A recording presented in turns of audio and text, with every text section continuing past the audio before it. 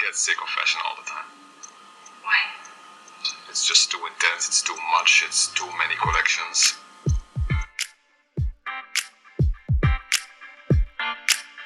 Historia y moda es un recorrido por la historia de nuestra cultura, el arte, la economía, la política y los roles de género, teniendo la moda como hilo conductor.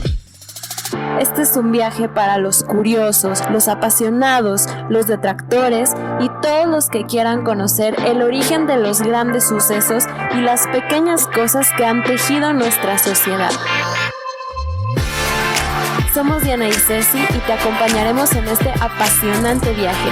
¡Bienvenido! ¡Comenzamos! Hola a todas y todos. Hoy tenemos un episodio diferente en el que nos enfocaremos más en un análisis de la función y significado de la vestimenta en un clásico de la literatura. El Quijote, obra maestra de Cervantes, constituye una fuente fundamental para el estudio del traje español del Siglo de Oro. El Siglo de Oro es un periodo histórico en el que florecieron el arte y las letras castellanos y que coincidió con el auge político y militar del Imperio Español y de la dinastía española de los Habsburgo. La acción en Don Quijote de la Mancha se suponía que tenía que extenderse en un periodo de 3 o 4 meses, pero de acuerdo a las fechas en el texto, que son 1589 a 1614, cubre 25 años, lo que le da al autor mucha amplitud para describir telas y prendas. El vestido, como conjunto de signos aparentemente estable y de gran potencial cómico, tiene en principio en Don Quijote la misma función que en la comedia y otros géneros dramáticos del siglo XVII. Los numerosos personajes que desfilan por las páginas de El Quijote nos revelan amplísimos conocimientos sobre la indumentaria de la sociedad española del siglo XVII y así nos encontraremos una lista larga de tipos sociales como caminantes con los trajes propios del viajero, hombres de armas y hombres de letras, caballeros y nobles de alto rango con sus numerosos servidores y criados, nobles vestidos de cazadores, artesanos y otros hombres y mujeres del común, peregrinos, gitanos, moros y turcos, entre otros. Por eso es interesante como herramienta de estudio de la moda, porque nos muestra otras realidades que no siempre vemos representadas en otros testimonios como la historia o el arte. Las prendas se volvieron más diversificadas y lujosas con la ascensión de Carlos V al trono español y muchas se usaban todavía durante el tiempo de Cervantes. La vestimenta fue más severa durante el reinado de Felipe II, pero bajo Felipe III prevalecieron la variedad y los colores una vez más. Los cuadros contemporáneos de artistas flamingos, italianos y españoles muestran el lujo del vestido de los hidalgos de ese periodo, pero los pintores estaban menos preocupados por representar este estrato social más humilde. Cervantes, sin embargo, pintó imágenes con palabras de todas las clases de la sociedad y estas viñetas se vuelven mucho más vívidas cuando miramos detenidamente los atuendos y tipos de tela con los que se hacían.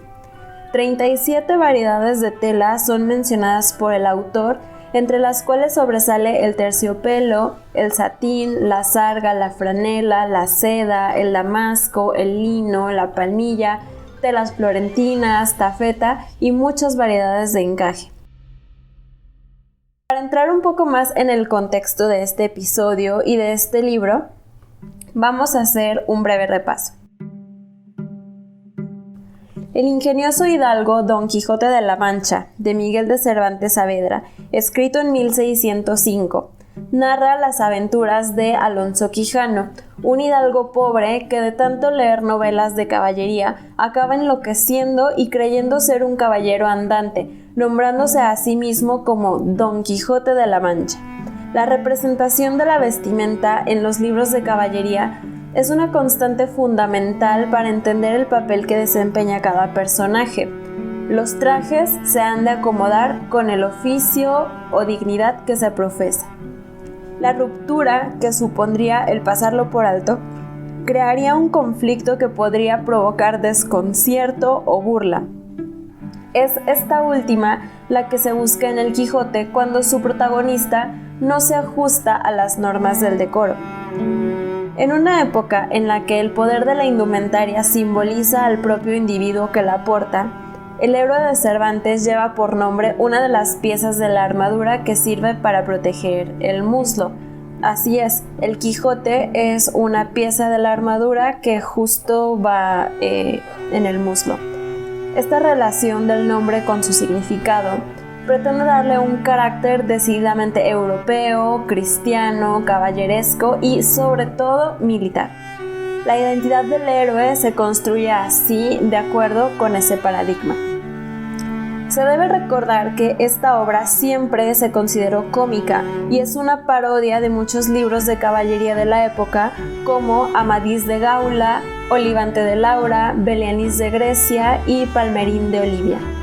La obra de Cervantes pretende, como él mismo declara en su prólogo, combatir los libros de caballerías por su falta de verosimilitud, ya que la gente los cree reales por llamarse libros, un término asociado en ese momento con la narración de acontecimientos históricos.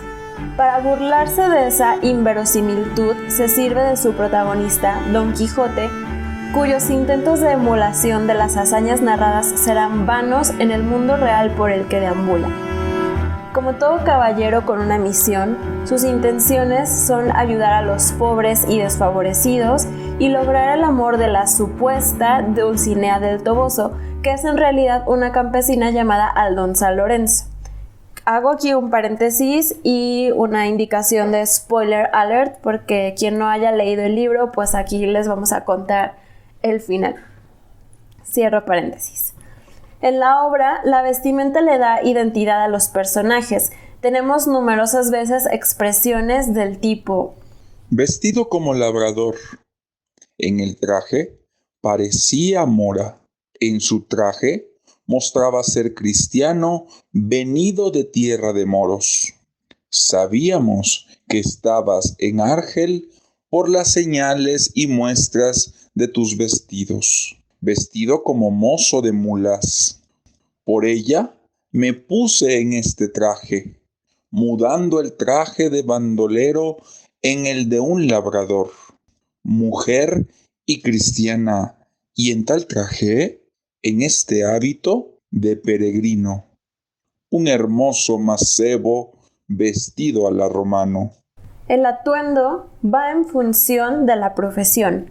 Así corresponden las mitras a los obispos o las garnachas a los peritos jurisconsultos.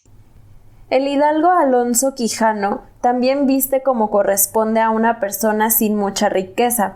En la descripción del hidalgo con que se inicia la novela, destaca ya la enumeración de las prendas que constituyen su hacienda y definen su economía: sayo de velarte, calzas de velludo para las fiestas, pantalones de lo mesmo y el vellorí para los días de entresemana, siendo el sayo una prenda ya desfasada, pues a comienzos del siglo XVII desaparece de los inventarios de personas de tipo social medio y alto. Solo en los días de fiesta puede el hidalgo permitirse vestir velarte o terciopelo, del cual solo dispone de un modelo. Las calzas, que efectivamente eran distinguidas, son asimismo muestra de su desventajada situación, ya que solo posee un par. El atuendo que usa a diario y que llevará bajo el arnés o armadura, el jubón y sus calzones estrechos, mencionados en varias ocasiones, no se encuentran a la altura de los cortesanos al uso ni por su hechura ni en lo que a la moda imperante se refiere. El material, la camuza, no es propia de gran señor, pero tampoco de villano, y el cuello que utiliza es modesto. En cambio, como caballero, son varios los aspectos en que la figura de Don Quijote no cumple, desde el punto de vista de la indumentaria, lo que sería esperable de los caballeros andantes literarios. Las armas relucientes, construidas de metales valiosos y adornadas con piedras preciosas, son un elemento típico de los libros de caballerías, así como los despojos de las batallas, que suelen incluir objetos suntuarios, armas y prendas de gran valor.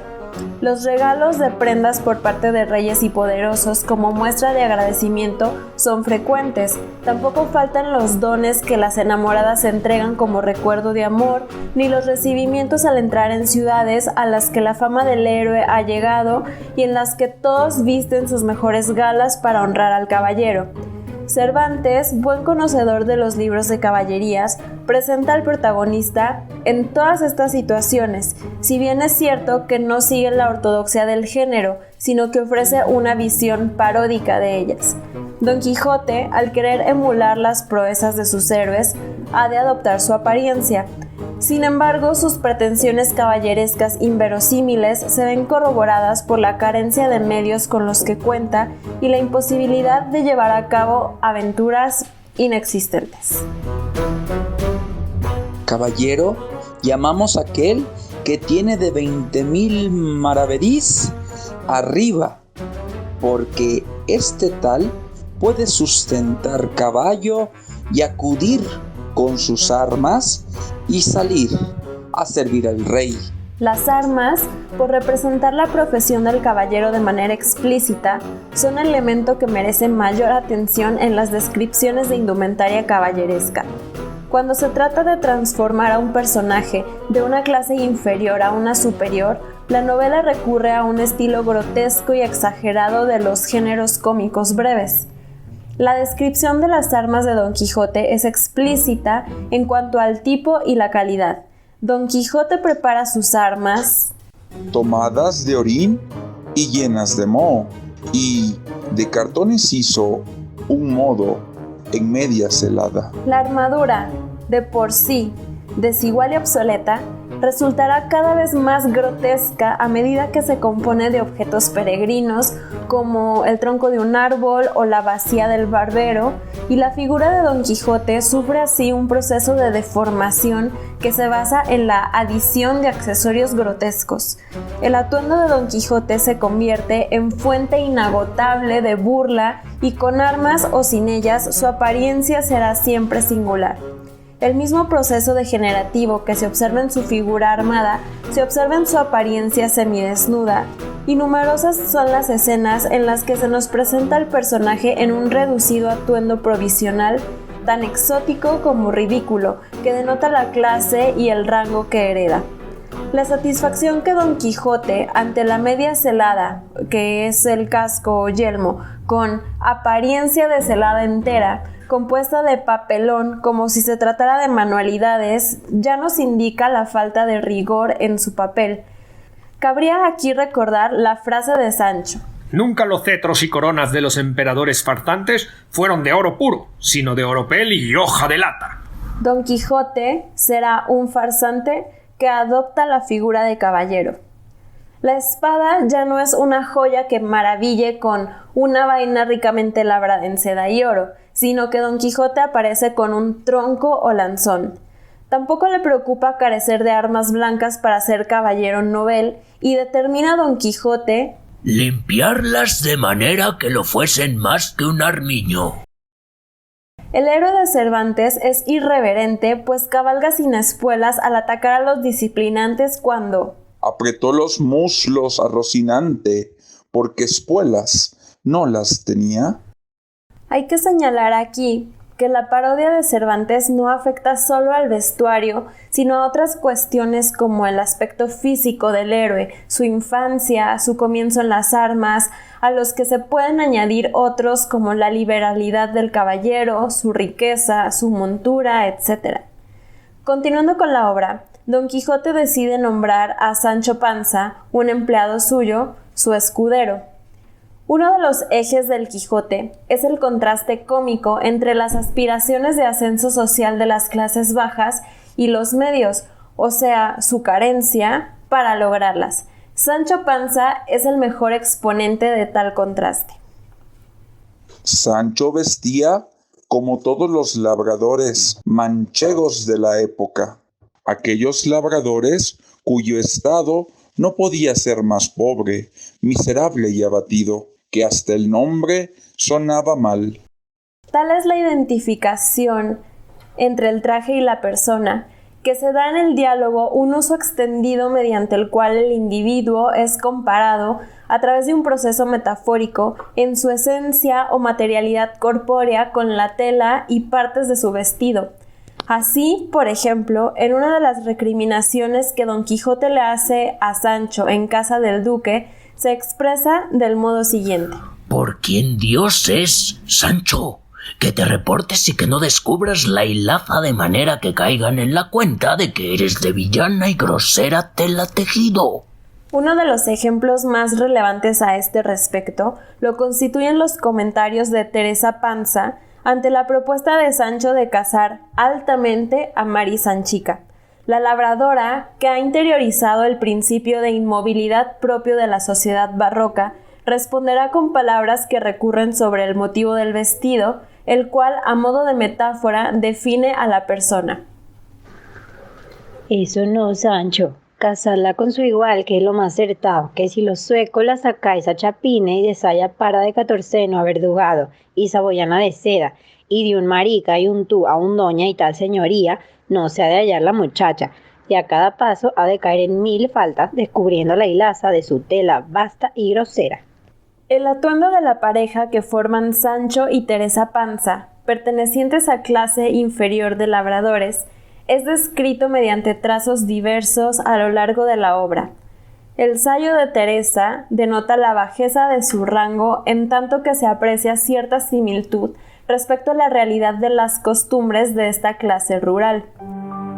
Juntos, Sancho y Don Quijote viven muchas aventuras. La batalla es el momento en el que los caballeros ganan, además de fama, riqueza, pues al vencedor corresponden los despojos, léase armas, caballo, ropas, etc. Como despojos de batalla, Don Quijote no obtendrá sino una bacía de barbero que viene a simbolizar sus bochornosos lances. La bacía es un recipiente redondo y cóncavo que luego Don Quijote usa como casco. Además, se ve menguado en su deficitario equipo, pues el bandolero Ginés de Pasamonte y su tropa le arrebatan la espada, una ropilla que llevaba sobre el arnés, y le abollan el yelmo, quedando su fama maltrecha al ser derrotado por alguien que no es caballero. Los ricos lechos frecuentes en Amadís, Palmerín, Olivante, que son los libros de caballería que mencionamos anteriormente, se tornan en muy mala cama. Los paños ricos se truecan en una manta a la que se le pueden contar los hilos. Otra escena típica en los libros de caballerías son las emboscadas cuando el caballero duerme. El manto, elemento imprescindible, hace las funciones del escudo en situaciones críticas. El manto ahora se sustituye de forma paródica por una manta cuando Don Quijote se hospeda en la venta y cree ser atacado. Se dice: en el brazo izquierdo tenía revuelta la manta de la cama y en la derecha desvainada la espada. Lo deficitario del atuendo de Don Quijote se manifiesta por doquier. Como hombres de corte que eran, los caballeros disponían siempre de ricas vestiduras con que ataviarse, hacer recibimientos a reyes y emperadores, presentarse a justas e incluso con riquezas que dar de manera altruista. Don Quijote critica estos adornos de los que ahora se usan, a quien la púrpura de Tiro y la por tantos modos martirizada seda encarecen. Critica que les crujan a los caballeros los damascos, los brocados y otras ricas telas de que se visten, más que la malla con que se arman. En realidad, critica su falta de medios para poder hacer lo que se consideraría adecuado si quisiera ser caballero, pues el lujo en los vestidos no es sino uno de los elementos de la estética del poder. Las descripciones de ricas telas de seda bordadas con oro y aljófar, de colores suntuosos que adornaban a los caballeros y a su séquito, los paramentos de los caballos y la exuberancia y derroche de lujo que los acompaña, las maneras novedosas en que están cortadas las prendas, la admiración que despiertan a quien los contempla, aquí se ven reducidas a unas prendas anticuadas pero en buen estado, ejemplo del celo con que su amo las trata, fabricadas en una tela de calidad media y con un corte desfasado. El propio Don Quijote es consciente de sus carencias y no quiere que le desvistan doncellas alegando honestidad cuando su preocupación se debe a la pobreza de sus ropas interiores. Estos pensamientos, que nunca podrían ser dignos de un caballero literario, atormentan al héroe. La mente de los caballeros se dedicaba a pensar en amores o en conquistar territorios ya para el cristianismo, ya para el rey al que servían, así como en resolver agravios de dueñas y otros necesitados. Don Quijote, empeñado en sus amores y en hacer justicia a los oprimidos, tiene otros novedosos pensamientos que le hacen caer en lo ridículo, su preocupación por el aspecto debido a las deficiencias de su atuendo. Tras ser vencido por el caballero de la Blanca Luna, Don Quijote se retira a su hogar, donde, tras adquirir de nuevo la cordura, fallece. Podemos concluir diciendo que en el Quijote no se parodia la indumentaria de los personajes humildes ni la de los nobles, que se presentan tal cual era de esperar, sino que se critica el deseo de aparentar lo que no se es a través de la indumentaria. Era esta una práctica social muy común en la época y de la que se hacen ecos sermones religiosos, eruditos, escritores y la legislación que incita a la mesura y contención en el gasto, así como a la adecuación entre la hacienda y el modo de vestir de la gente. Son incontables los momentos en que se critica a aquellos que quieren aparentar más de lo que son. El soldado que usa oropeles para enamorar, las casas nobles cuyos criados llevan librea solo en ocasiones puntuales en que se han de mostrar ante la sociedad y luego los recuperan cuando el criado se marcha, los hidalgos que dan humo a sus zapatos, aquellos que tienen que mezclar botones de diferente calidad en sus trajes, los que llevan cuellos escarolados y no planchados, ya que llevarlos con habanillos era muy costoso, los que van de camino con ropa humilde para no gastarla lujosa, pues el atuendo de camino era siempre muy suntuoso. Don Quijote representa el despropósito de una tendencia social en que uno aspira a hacer lo que no puede, el menestral un hidalgo, el hidalgo un caballero, el caballero un noble. Don Quijote, al final de sus días, vuelve a lo que era, un hidalgo en su casa solariega, rodeado de conocidos y sin reinos ni tesoros que dejar en heredad a nadie. El vestido, recurso esencial para la construcción de los personajes en la novela de Cervantes, funciona al mismo tiempo como clasificador social, motivo cómico y elemento determinante de las posibilidades y alcance de los mismos, y las carencias en el mismo son delatoras de una condición de farsa o de farsante. Las carencias en el atuendo de Don Quijote van parejas con las carencias en sus méritos para convertirse en un caballero. Cervantes, gran conocedor de este tipo de literatura, coloca a su personaje en situaciones típicas de tales libros y usa las desviaciones a la norma en indumentaria como un elemento de parodia y crítica social. Pues lo primero que digo es que el vulgo tiene a vuestra merced por grandísimo loco, y a mí por no menos mentecato. Los hidalgos dicen que, no conteniéndose vuestra merced en los límites de la hidalguía, se ha puesto don y se ha remetido a caballero con 4 cepas y 2 yugadas de tierra, y con un trapo atrás y otro adelante. Dicen los caballeros que no querrían que los hidalgos se opusiesen a ellos, especialmente aquellos hidalgos escuderiles que dan humo a los zapatos y toman los puntos de las medias negras con seda verde. ¿Eso? No tiene que ver conmigo, pues ando siempre bien vestido y jamás remendado. Roto, bien podría ser, y el roto más que de las armas que del tiempo. Así concluimos este episodio, no sin antes agradecer a las increíbles voces que me ayudaron: Eric Aque como narrador, Ceci Ortega como Teresa Panza, Edgar Alonso como Don Quijote y Germán Otero como Sancho Panza. Espero que les haya gustado este episodio. Si es así, por favor compártanlo con su familia y amigos, y recuerden seguir nuestro Instagram historia y moda _ para ver las imágenes relacionadas con este episodio. Nos escuchamos la próxima semana. ¡Chao!